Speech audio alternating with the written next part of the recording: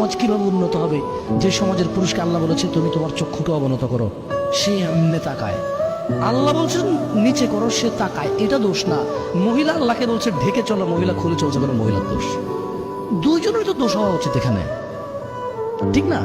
কিন্তু এখানে দোষ একজনের। সৌদি আরবে এক লোক এক বাঙালিকে গালি দিছে, বেয়াদবি মাফ করবেন, ওই শালার পুত। কি বলছে? শালার পুত। রাগ করে এক অ্যারাবিয়ানরে গালি দিছে শালার পুত। এখন অ্যারাবিয়ান কি শালার পুতের অর্থ বুঝে?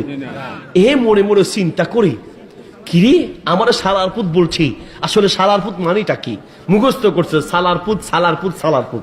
যাই আরেক বাঙালিরে জিজ্ঞেস করতেছে, ভাই রে, কলা লি আহুকাল বাঙালি সালার পুত মামানা হাজা। ও ভাই বলো তো দেখি শালার পুত অর্থ কি? আমারে তোমার এক বাঙালি ভাই শালার পুত বলছে, শালার পুত অর্থটা কি? এখন যারা জিজ্ঞেস করছে সে চিন্তা করে শালার পুতের আসল অর্থ যদি বলি তাহলে তোর 14 গোষ্ঠীর খবর আছে। তো হ্যাঁ, চিন্তা করতেছে যে ওই ভাইরে বাঁচানো দরকার, কেমনে বাঁচাবে? বাঁচাতে গিয়ে তাকে বলতেছে, ওই সৌদি আরবের ওই আরাবিয়ানকে বলতেছে, ভাইরে ইন্নাহু হামিদাকা মা সাব্বাকা, সে তোমার প্রশংসা করছে, দোয়া করছে, ভাই গালি দেয় নাই। শালার পুত বলে প্রশংসা করছে, দোয়া করছে, গালি দেয় নেই। তাহলে মামানা শালার পুত, শালার পুত অর্থ কি?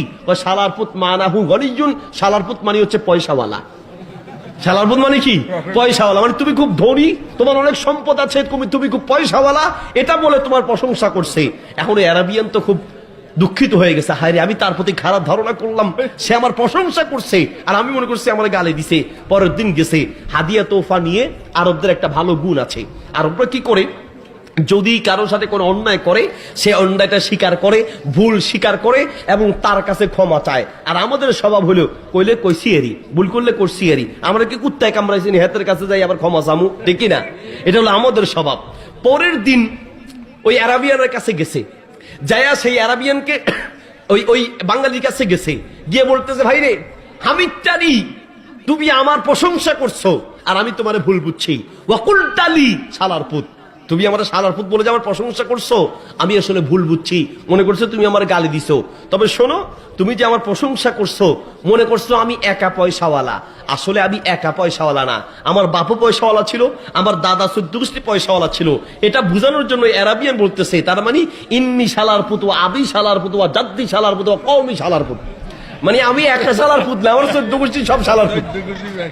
তার মানে আসলে উনি যেটা বলেছে সেটা উনি বুঝে নাই। আমরাও আসলে নিয়তে বলতেছি একটা, বুঝতেছি আরেক। আমি আরেকজনকে জিজ্ঞেস করলাম, রসুল কি জানে?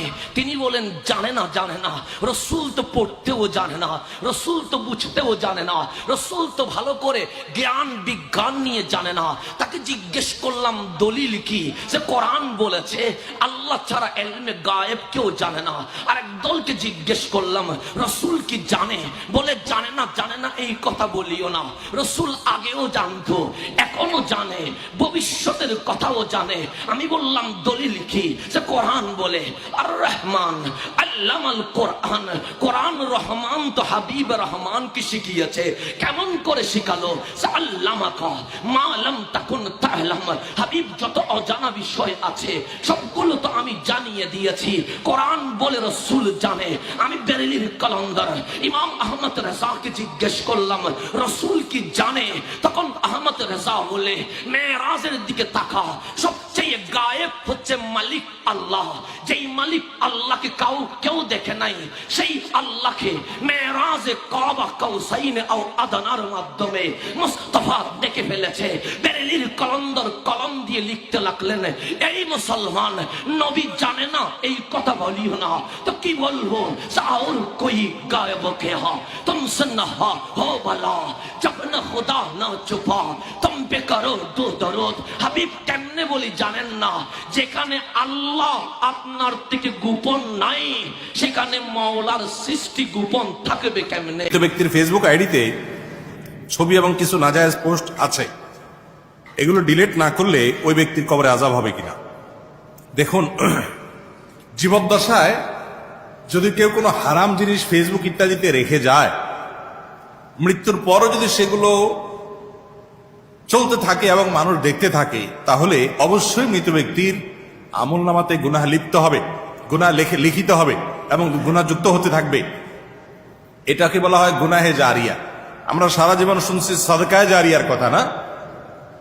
সদকায়ে জারিয়ার কথা শুনছি আমরা, অনেকে গুনাহে জারিয়ার কথা জানি না। সদকায়ে জারিয়া যেরকম আছে, গুনার ক্ষেত্রে গুনাহে জারিয়াও আছে। সদকায়ে জারিয়া এটা তো আমরা সবাই জানি। গুনাহে জারিয়া কোনটা?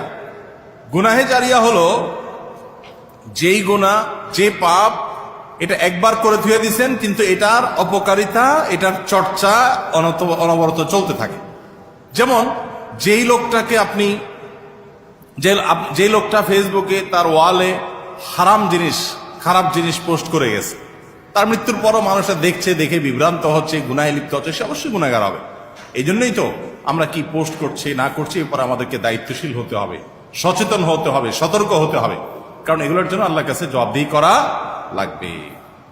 যিনি আমাদেরকে একটা স্টাইল দিছেন, যার সুপারিশ ছাড়া পার হওয়া যাবে না, যিনি পক্ষে হওয়া ছাড়া আগে যাওয়া যাবে না, এটা যখন বুঝি, স্বীকার করি, তারপরও মানি না,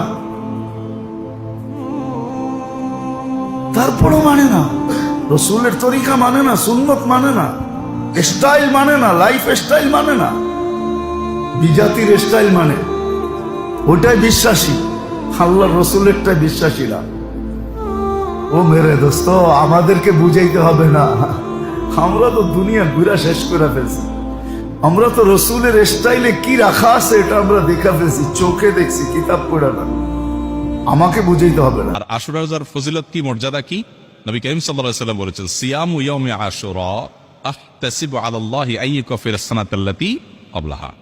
আশুরার রোজা, এটার ব্যাপারে আল্লাহর প্রতি আমার ধারণা হলো, যদি কেউ এই রোজাটি রাখে, আল্লাহ সুবহানাহু ওয়া তাআলা তার পূর্বের এক বছরের ছোটখাটো গুনাহগুলো মাফ করে দিবে।